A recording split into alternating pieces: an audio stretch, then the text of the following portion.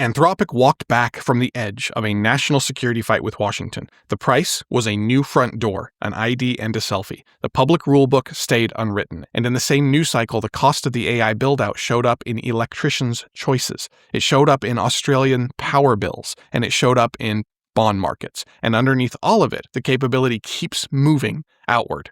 Stay with me. Let's get into it. Washington has stood down on Anthropic. That's the turn at the center of today's episode. A week ago, you'll remember the administration described Anthropic's most powerful AI systems as a national security threat, and it ordered the company to block foreign nationals from access. Anthropic pulled access to both major tiers in response. Now, the administration says the company responded well, and it credited CEO Dario Amodei with having responded quickly and responsibly, a far cry from the whole wellness retreat episode you'll remember previously. The two sides reportedly met around the G7 summit in France. A data protection agreement does remain possible here. Emergency powers under the Defense Production Act are still on the table, but the administration signaled they probably won't be needed. So apparently the threat label is gone. The model capability is still there. That is the important gap. So for context, Anthropic has two tiers in this story. There's Mythos, the cyber-capable tier, and Fable 5, the guardrailed public version. Fable 5 shipped on June 9th to the public, and the administration says those guardrails failed after officials were told about a jailbreak.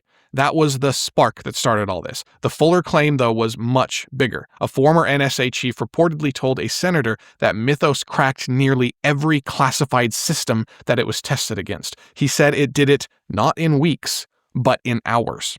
And that claim is big and carries real force. A model that can compress elite penetration testing into an afternoon is really dangerous in the wrong hands. But it is also exactly the capability that a hospital would want on defense, or a grid would want on defense. A utility would want it too. And so would, of course, an open source maintainer. So that's the double-edged sword here. It finds doors, attackers want those doors, and defenders need to find them first. Anthropic's concession was actually narrower than this capability, though. What the company did was amend its privacy policy. For the most capable systems on high-risk tasks, users now need ID-and-selfie verification, and that will be rolled out here soon, probably. And Anthropic assures its users that the identity check will never actually train a model. So the deal is basically this. The most sensitive access point gets a bouncer. The room behind the bouncer stays the same size, and that is a very strange way to settle a national security standoff. Jessica Tillotman studies government procurement law at George Washington University. She put the concern really directly. The problem is not that the government exercised discretion. National security demands such latitude.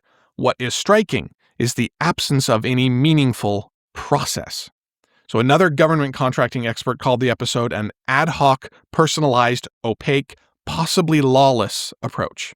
So this is really sharp language here, and it also fits the facts that we do see. The administration first framed the restriction as protecting classified infrastructure. The climb down from there is now framed as responsible cooperation.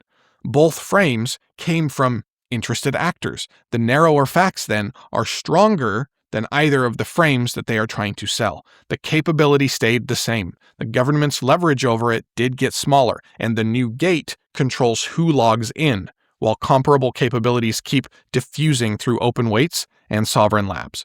This standoff also lands in a policy vacuum. The federal framework from March tells Congress to avoid regulating frontier models through one central body. It prefers sector-specific regulators and voluntary disclosure.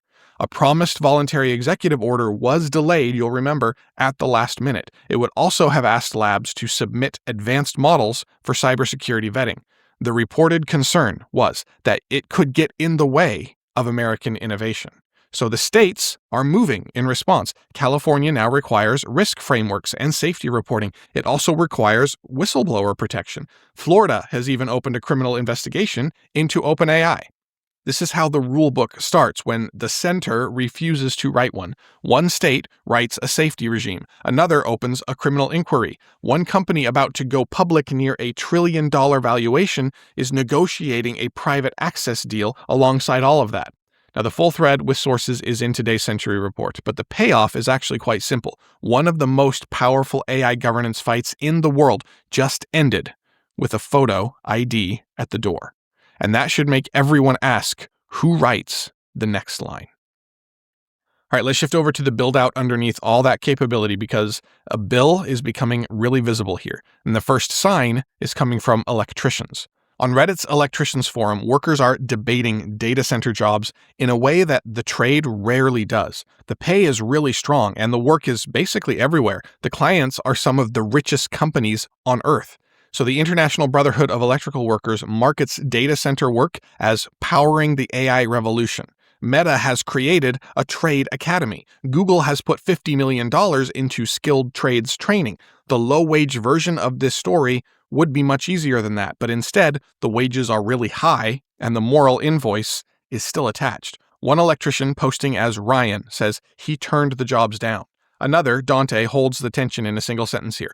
We all need a paycheck, he says, but the clients still read to him as extremely rich pieces of shit.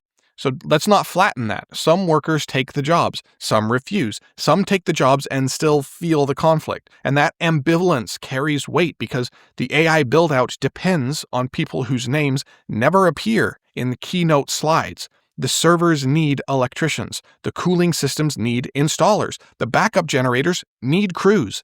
The future is being bolted into the concrete. But now let's move from labor to land. Near Sydney, a single hyperscale site on Momry Road covers 57 hectares. It has 936 cooling units and 852 diesel generators. Australia's national pipeline now reaches $155 billion. There are 160 facilities operating and 90 more are proposed. Data centers already draw 2.8% of East Coast electricity in Australia. That could reach 7% just by 2030. And it could pass 10% by the mid-2030s. Wholesale prices of this could run higher than 20% by 2035. And that is, of course, assuming that the energy story does not change, but it is very likely to, considering how quickly energy is developing right now. The jobs story still has the same shape, though. Thousands of construction jobs arrive, and then the build ends. A few hundred only permanent jobs remain. The infrastructure can still be valuable, but the trade-off there is harder to hide. For months, the backlash around data centers has mostly been about water. It has been about electricity, and it has been about local control. But today adds labor to that ledger, and it also adds the finance. Amazon and Alphabet are in this spending wave. So are Microsoft and Meta. Together, they are heading toward roughly $750 billion in 2026 capital spending. That is up about 80% year over year. Goldman analysts say that the ratio of capital spending to cash flow is at its highest level since the dot-com peak. Cash reserves are thinning, bond issuance is climbing, and SpaceX is preparing a sale north of $20 billion. For 2 decades, big tech could fund huge build-outs from profits. Interest rate risk sat mostly outside the story, but now the money is borrowing its way into the room.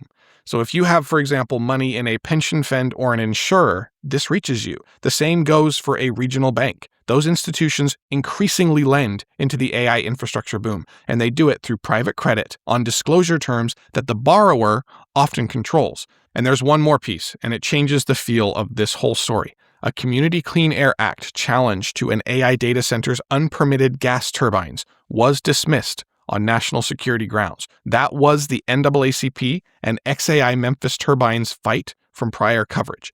The build-out now is asking for labor. It is asking for land and water, and it is asking for power and credit.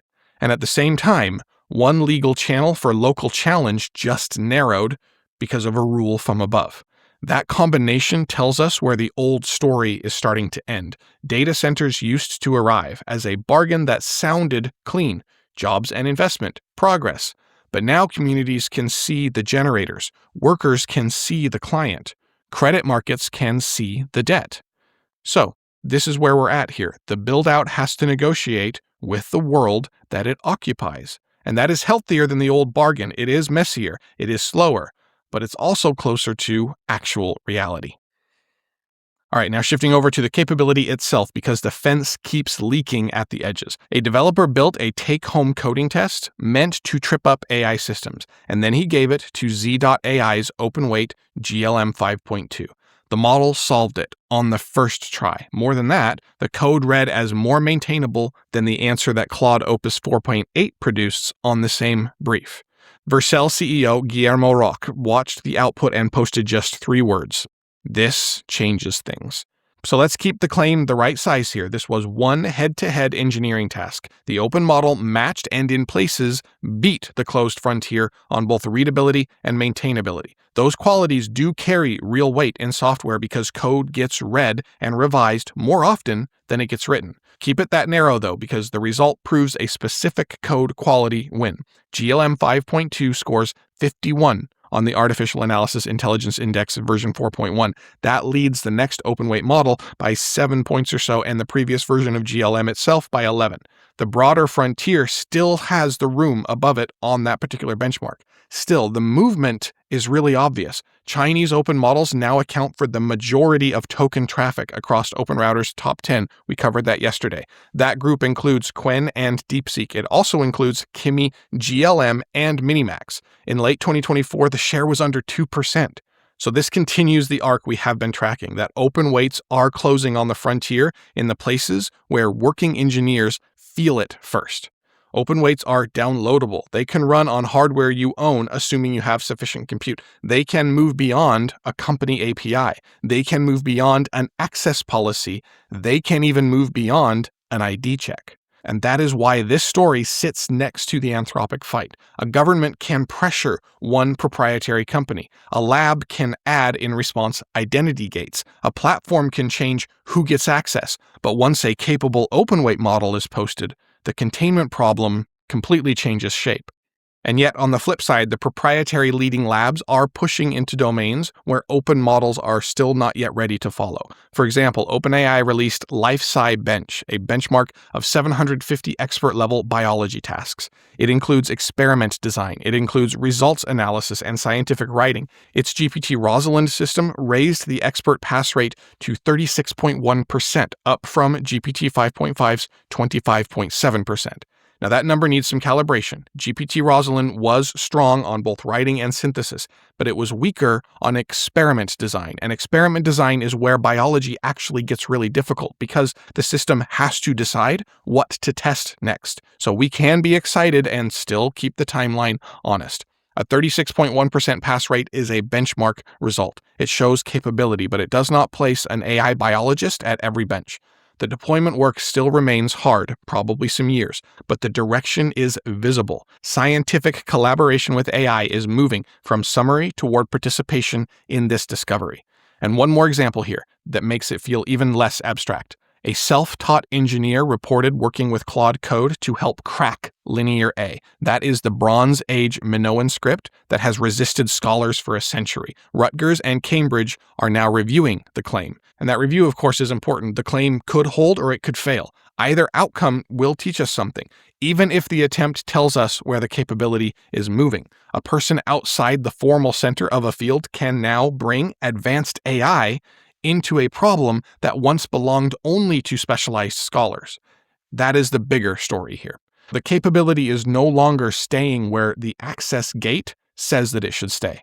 In code, it is moving into open weights. In biology, it is moving deeper into research. In ancient scripts, even, it is moving into work that used to require a lifetime just to enter.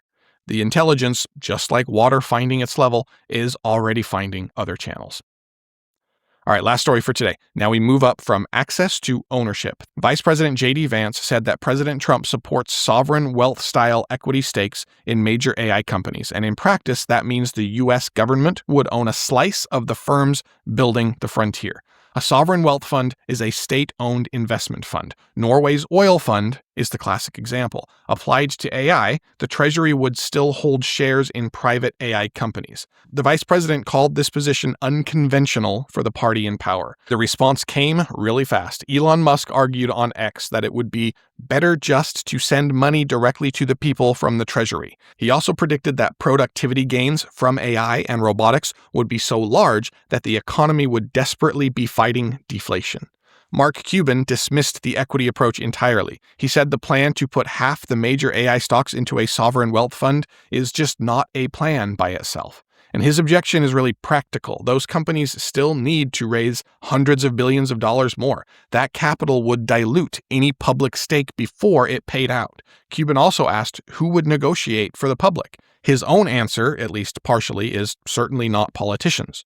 Set that beside Senator Sanders' proposal from earlier this week that we covered. That plan would create a $7 trillion fund and then would be seeded by a tax of 50% on the stock of AI firms with more than $200 million in annual AI sales. It would pay every American roughly $1,000 a year. So we now have 3 different mechanisms on the table. Government owns a slice of the companies, or government sends cash directly to citizens, or the whole design is treated as unfinished and maybe unworkable.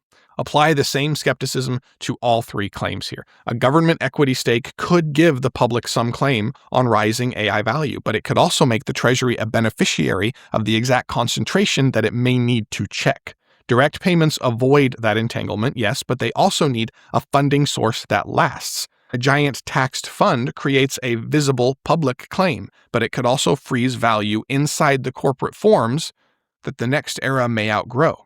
All 3 of them also leave access completely underdeveloped. Now, cash helps, ownership can help, dividends can help. By themselves, though, they leave the access part unresolved, and that line carries the whole ownership debate for me. A dividend from far away is different from access in your own hands. Still, the shift and the conversation that we're even having right now is big. A year ago, broad public sharing of AI upside was still treated as a fringe idea in many rooms. Now, major figures are arguing over exactly how that mechanism might look, and that convergence itself is data. The value being created by frontier AI is now too large to be treated as simply a private upside alone. The fight has now moved into public view, and that is a better place for it to be than behind a cap table. All right, let's bring it to a close today. Today's stories all moved something out from behind the door. The governance deal moved into view because a selfie became the price of de-escalation. The buildout moved into view because workers can see the cost. Communities and lenders can see it too. The upside moved into view because the most powerful actors are arguing over who gets a claim on it. And the capability itself keeps refusing to stay inside the fence. That gives the day its charge. A private deal can gate one access point. A balance sheet can hide the cost for a while. A company can treat future value as its own projection. The larger movement, though, keeps forcing those choices into daylight, and daylight gives more people a chance to participate in the answer. A worker can decide what to wire. A community can name what the generators do to the air. A developer can download an open model and build beside it. A citizen can ask whether the value created by frontier AI should return to the public. That is the better world beginning to show through this argument. The old gates still stand in some places, of course. They are getting easier to see around. They are getting easier to challenge, and they are getting easier to route past. And beyond those gates, we keep finding the same thing every morning with every edition of the Century Report. More capability, more hands, more people insisting they belong in the room. We'll see you tomorrow.